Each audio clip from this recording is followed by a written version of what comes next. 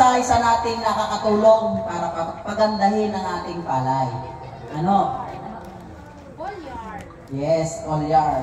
Foliar. Lahat po ba dito gumagamit ng foliar? Yes, sir. Ano pong foliar na nagagamit ninyo? Ayan, sir. Ito? Yes? Anong talab dito? Maganda. Ayaw. Hindi ka na long sleeve. Okay. Sino ba nakagamit dito? Si Lash. Si Ma'am. Saan po ginamit? Sa kasakal. Palay. Akala namin ginamit ko sa iyo, ano yung mo sa kapitbahay. Ito ko kasi, pwede pansawag sa sinain. May mga biro ha. Tama. Ito po ay lahat po ng klase ng tanim. Pwede po siyang gamitin. Palay, gulay, mais, lahat po ng ating pwede itanim na makapakinabanga. Sa bulaklak, pwede rin po ito. Si Lash po, siya po ang trabaho po niya, magpagarbo, magpabulas ng ating tanim, palay, magpalago ng ugat. Ano po ang benepisyo pag malago ang ugat? Maganda ang bunga, mataba. Tama po. Tama po kayo. Isang benepisyo po, pag maganda, mahaba ang ugat, marami po siyang nakukuhang micronutrients sa ilalim ng lupa. At isa po, maganda po ang nagiging standing ng ating palay. Kahit maghangin po yan, dumaan ng mahangin, hindi po siya basta-basta dumadapa. Ano? Ang pag mahaba ang ugat, halimbawa po, isang lamesa ito, puno ng pagkain. May katulong mo muna, no? Mahaba ang aking kamay. Alin mo makukuha? Sino kaya mas marami makukuha ang pagkain? Kasi? Okay. Ganon din mo dito. Pag mahaba ang ugat, mas maraming makukuha ang micronutrients sa ilalim ng lupa. Ano? Ito po, ginagamit po namin ito pang bata. Dalawa lang po ito, madaling tandaan, pang bata. Ano? Pwede po ito sa punlaan. Punlaan, pwede rin mo. Pampalago ng ugat. Pag bagong tanim, ito. Bibilisan ko na lang ho, ha. Ito naman po yung isa naming foliar. Si Grow and Bloom. Sino po nakagamit nito? Ikaw din, ma'am.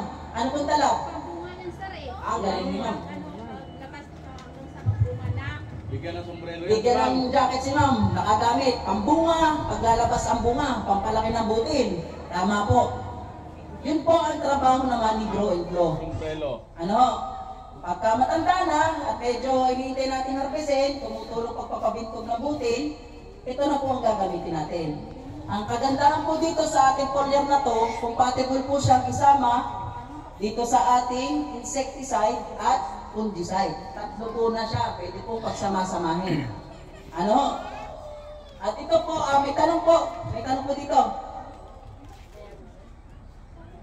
Wala na po tanong. Kanong? 250. Mamumuhunan lamang po kayo dito ng 250 pesos. Ito po ay good for 2 hectares na. Ikaw na lang magtanong. 46 tablespoon Timing. per knapsack sprayer. Para alam Ang nila. 2 hectare yan, napakatipid.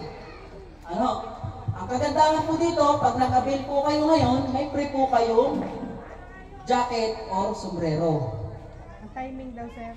Ang timing po nito, pag flowering stage na po, pwede nyo na po siyang gamitin. Sa pag-spray. Paglalabas na po yung Sa pag-spray.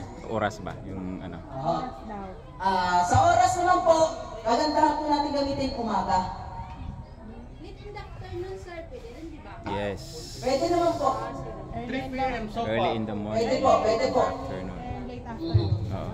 Ganun talaga. Okay po, sa umaga po, kasi dyan po bukas yung tinatawag natin stomata o yung pangangain ng puno ng ating tanim.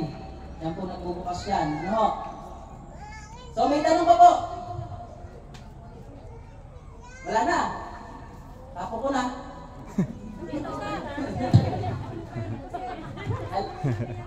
Hello. Minsan po may nagtatanong mga farmer. Sabi ang gusto ko na yung sombrero o long sleeve. Ay ito po ay 1.5. Sombrero 1.5. Ito po ay 250. Ano ang pipiliin niya? 250. 1.5 mo ito eh. Ganyan sir, para may libreng ganyan. Yeah. Opo, yun ang maganda. May taya po siya. Pero pag sombrero lang, tanda natin, 1.5. Ito po, 250. Okay po? May tanong pa po? Wala na. At ito naman po na yung sa